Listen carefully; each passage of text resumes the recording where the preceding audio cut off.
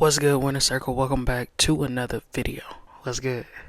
Before the costumes, before the candy, before Spirit Halloween moved into a bunch of Toys R Us abandoned buildings, Halloween used to be something much darker. Some would even say a little spooky. I'm talking about ancient rituals, bonfires the size of buildings, and people putting food outside the doors so ghosts will not snatch their ass up. Tonight, we're going all the way back, Winter Circle, to the very first Halloween. Or at least, where it all began. Let's get into it.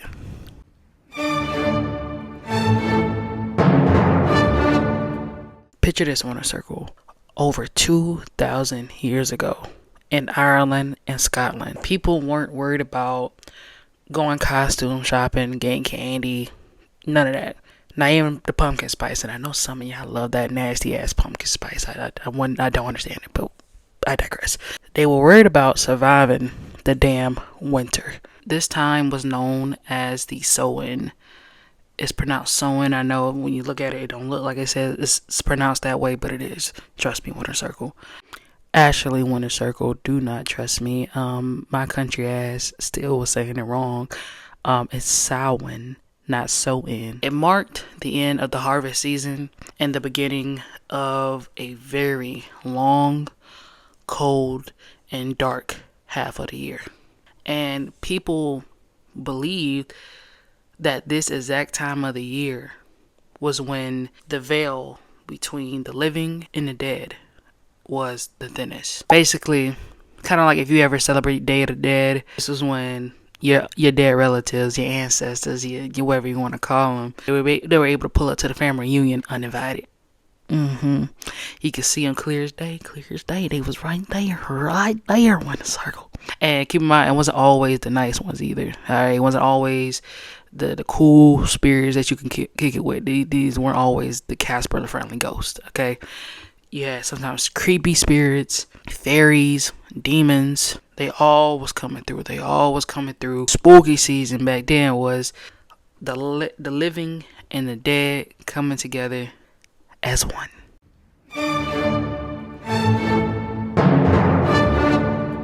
To deal with all the ghosts lurking around in the streets, people would lit huge bonfires. And it's not like the campfire ones that you sit around and roast your little marshmallows and whatever. No. Think of these as large ass fires to, let the ghosts that are lurking around know that, hey, we big dog. Alright? You can't fuck with us. And then came the costumes. Not the cute ones, like Tinkerbell or some shit. No, Winter Circle. People would put on animals' skin, heads, and masks to disguise themselves so that wandering spirits would not recognize them. Basically, their logic was, if the dead don't know who I am, they won't try to drag me to the other side with them. And honestly, no disrespect, the spirit probably don't know who you are anyway. You don't recognize them and they don't recognize you. It's just like, if they want to fuck with you, they gonna fuck with you, whether you got on dead skin, or dead animal skin, or whatever. Like, if they want to bother you, they gonna bother you. Am I like, is that like not, am I stupid? And as far as the food, they would leave offerings outside for the spirits or the ghost. It would be things like bread, fruits, juices, whatever. Basically, like, hey, if you fuck with me, OG, if you fuck with me, I get you this. If you like apples and fruits, I don't mind sliding you a little bit. Just don't fuck with me in mind. We cool? That's basically what it is. Look at it like if you do ancestor veneration. You choose to honor your ancestors by giving them offerings and things like that. Same thing. Same exact thing. So many parallels.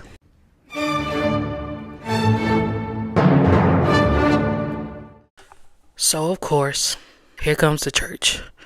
They see all this spooky fun going on. Spooky. You know what I'm saying? And they're like, you know what? Fuck no. Hell no. No way are we gonna allow this to keep going on. Bunch of just fucking just buzzkills. Ugh. Fast forward a few centuries later, Christianity spreads and the church decides like, hey, we gotta clean this up. All this, giving offerings to ghosts and spirits and, sitting around bonfires to join your fellow man and woman and they thems and things like that. We can't have unity. We can't have unity under these circumstances.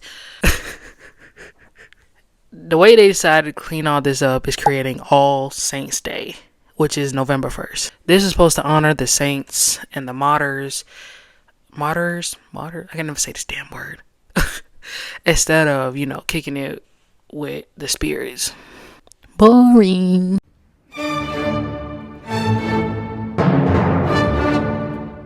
So we're going to fast forward again to the 1800s where the Irish had brought their Halloween traditions to America. And Americans were like, I fuck with it a little bit. Okay, let's turn this up a little bit. Let's turn this up a notch. The typical tradition of carving pumpkins, originally, I did not know this, y'all. It was turnips. Look at this creepy shit. Look at this. This is way spookier than a fucking pumpkin. When they got to the U.S., they decided, like, you know what? Pumpkins are a bit easier. They're bigger to carve and way less creepy. Way less creepy, honestly. So the pumpkin became the main character for Halloween. Then came trick-or-treating. Originally, it was kids going from door to door, asking for food, money, treats, and sometimes pulling pranks if the person didn't have anything to give them. That's still the same. I feel like it's still the same as that. Instead, like, kids ain't asking for money. I don't think. Are your kids going door to door asking for some money?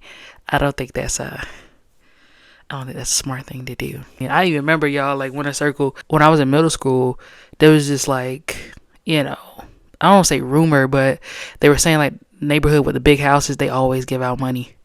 And I just knew that shit was false. Them niggas was not giving out no damn money. I never go out there, but I knew they wasn't, because come on. In this economy, and the economy has always been shit.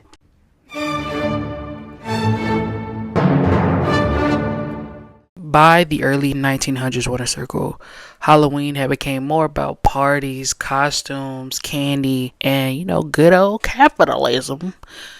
Decided, you know what? We could sell this.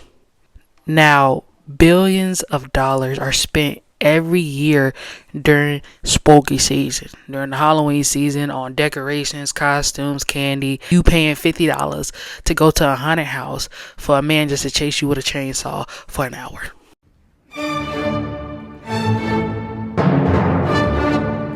Let's recap the entire journey, Winter Circle. We're going to start with the ancient Celts, who had costumes, bonfires, and ghost protections, hanging out with the spirits, kicking it. Then boom, here comes the church. Church comes in, creates the holiday All Hallows Eve. Here come the Irish immigrants, who bring their traditions of Halloween to America. Pumpkins, trick-or-treating, things like that. Then we got the modern day American Halloween as we know it today. We got candy, costumes, haunted houses, and good old capitalism. But we went from kicking it with the spirits to now spending $200 on a motherfucking costume. Nevertheless, though, I love Halloween. I love spooky season. And that is the story of the very first Halloween and its journey. That is it for today's video, Winter Circle. If you enjoyed, make sure you comment below, leave a like, comment below. I know y'all didn't notice, but comment below how many times I was talking without my mustache. I did that on purpose for those of y'all to make sure you paying attention. Are you paying attention? Or are you just playing this as background noise? I don't care either way, but whoever gets it right first in the comments, I will shout you out in the very first video after Finesse Fright Month. Also, tune in to tomorrow's episode, which is the last episode of Finesse Fright Month. Sally. Gonna be a banger though, so tune in. Got a surprise guest. I love y'all, Winter Circle. I appreciate y'all, and I'll catch y'all in the next video.